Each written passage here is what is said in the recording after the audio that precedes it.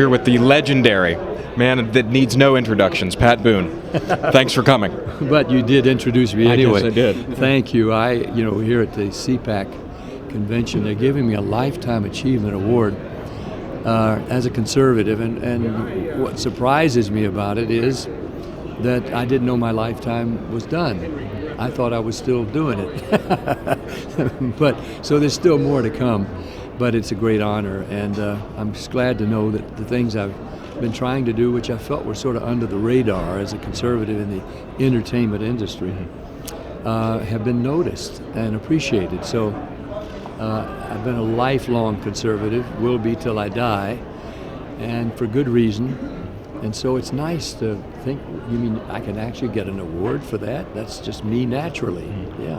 But you're also the national spokesperson for 60 Plus. Yeah. The conservative alternative to the great AARP. Yes. Can you talk a little bit about that? I know Obamacare is certainly on the minds of a lot of people here at CPAC, and AARP is someone that is an organization that doesn't care about seniors because they promote something like that. Yeah, I was amazed that they got on board with this program that intends and says so to cut $500 billion out of Medicare and Medicaid. And they say, well, it's going to eliminate waste. Well, that waste happens to be the support that the seniors have paid for their whole working lives.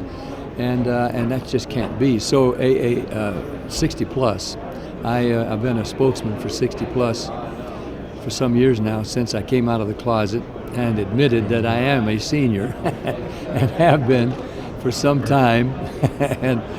And our main goals are this: killing the death tax, the estate tax, which is sheer robbery and inexcusable, and then shoring up Social Security, Medicaid, Medicare. In other words, preserving the rights of seniors and the things that they have paid for. And I say we. Now, of course, I am willing, in place of all this stimulus and all this stuff that the Obama administration is trying to foist on us against our will, I think Americans are willing to make some sacrifices voluntarily. We don't want to be coerced into them, but I think I speak for a few million Americans who could say, look, I paid for my Social Security benefits, but I don't have to have them. I've done well. I could do without them, and for a period of time, I would voluntarily give up my Social Security benefits to reduce the deficit. I think there would be billions of dollars of money contributed voluntarily, but don't force it. Don't take it from us against our will. That and trillions of dollars more. Yeah, and I noticed that you have a American flag pin with the flag of Israel as well, and I know you were just over there. Can you talk about the trip? Oh, yeah. Shirley, my wife, and I went with Mike Huckabee, and we're impressed with two things. And this was only maybe my 15th time to Israel, but I continue to be impressed with the resilience and the calm and the courage of the Israelis, surrounded as they are by people who desperately want them dead and gone, and waiting for their only ally, us, to take a good, strong stand on their behalf, as they have for us and for freedom and for democracy.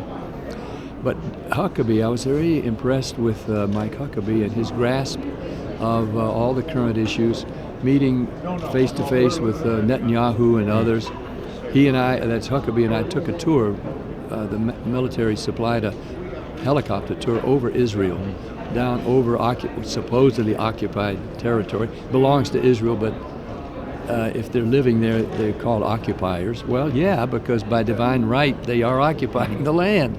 But Huckabee is got a great grasp of not just current situations, but the historic roots and the claim that the people of Israel have on their own land. It was not given by some man-made deed.